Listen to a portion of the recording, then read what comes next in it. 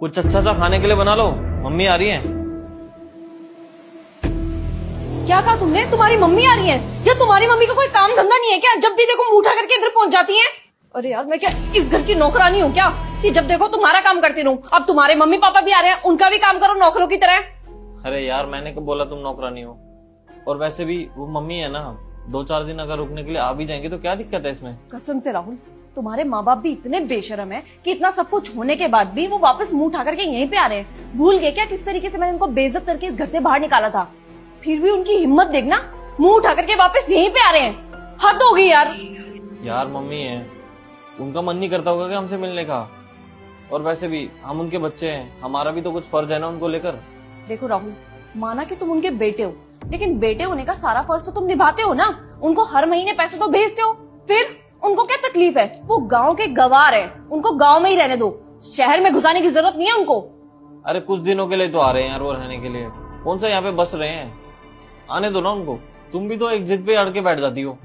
राहुल, मैं नहीं रखूंगी उनको यहाँ पे, मुझे पता है ना उनका अच्छे से। पहले भी मैंने उनको इसी वजह से निकाला था। वो यहाँ पे आते हैं, फिर उनको यहाँ पे अच्छा लगने लगता है, क्योंकि यहाँ पे तो मैं उनकी पर्सनल नौकर हूँ ना। जब वो बोलते हैं खाने के लिए तब मैं उनको खाना देती हूँ, जब वो बोलते हैं दवाई के लिए तब मैं उनको दवाई देती हूँ, तो उनको यहाँ पे बहुत अच्छा फील होने लगता है, तो वो यहीं पे बस जाते हैं। इसीलिए मैं कोई रिस्क नहीं लेने वाली, इसीलिए तो मैं स्टार्टिंग में कह रही हूँ उनको यहाँ पे बुलाने की कोई जरूरत नहीं है।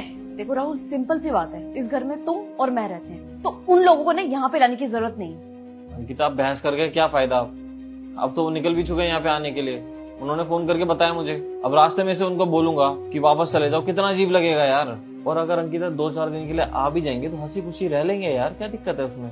कोई बात नहीं, तुम नहीं मानोगे ना तो मैं भी नहीं मानूंगी। आने दो उनको, ऐसा जलील करके निकालूंगी ना, धक्के दे करके इस घर से, कि वापस आने की जरूरत नहीं करेंगे। वाह बेटा वाह, मुझे नहीं पता था कि तेरे अंदर इतना जहर भरा हुआ है दामाद जी की मम्मी को लेकर।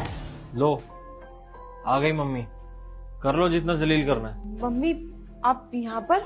राहुल, मतलब आप इतनी देर से जो मम्मी जी की बात कर रहे थे वो मेरी मम्मी थी? हाँ, मैं तुम्हारी मम्मी की ही बात कर रहा था। देख लिया मम्मी जी आपने, कितना जहर भरा है इसके मन में मेरे मम्मी पापा को लेकर।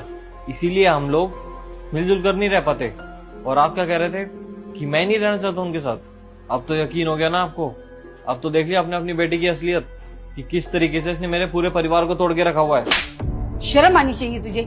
मैंने तुझे इतने अच्छे संस्कार दिए थे और तेरे संस्कार इतने गलत हो गए, तेरी सोच इतनी गलत हो गई। मुझे तो समझ नहीं आती कि ये सब तूने सीखा कहाँ से। मैंने तुझे ये सब तो नहीं सिखाया था कि शादी के बाद तू अपना घर ही तोड़ दे। हमेशा मैंने तुझे ये समझाया कि दामाद जी के माँ बाप ही तेरे माँ बाप है, तू उनकी सेवा कर, उनसे प्यार कर। ये नहीं कि तू अपना घर तोड़ ले, उनसे इतनी नफरत करे।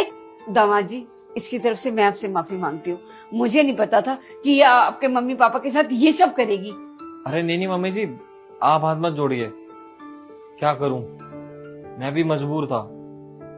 इसको यही तरीका था समझाने का बस। इसको मैंने बहुत बार समझाने की कोशिश की कि मिलजुल कर रहते हैं, मिलजुल कर रहते हैं, लेकिन नहीं, इसको कुछ भी समझ में नहीं आया।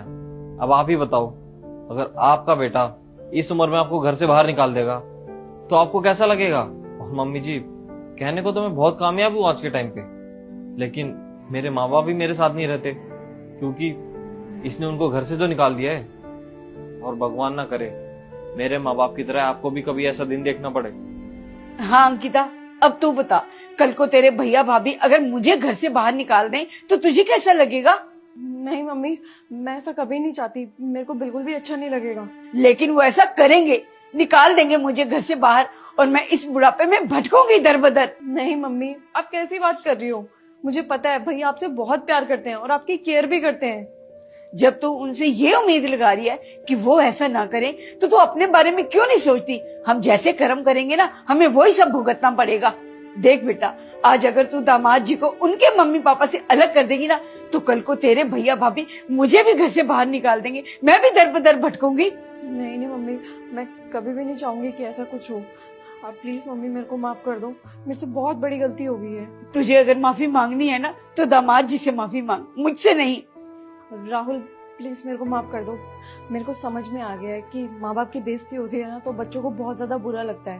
और राहुल, जो गलती मैंने की है शायद वो गलती माफी के लायक नहीं है, पर फिर भी राहुल, मैं अपनी गलती सुधारना चाहती हूँ। मैं तुम्हारे सामने हाथ जोड़ती हूँ, प्लीज मेरे को माफ कर दो। आज के बाद से हम मम्मी पापा सब साथ में रहेंगे।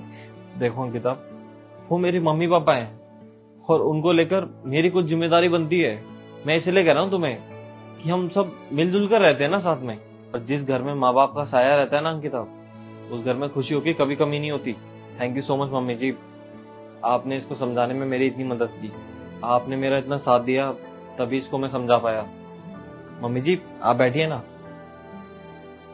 अब तो कुछ बना लाओ। हाँ, मैं लेके आती हूँ।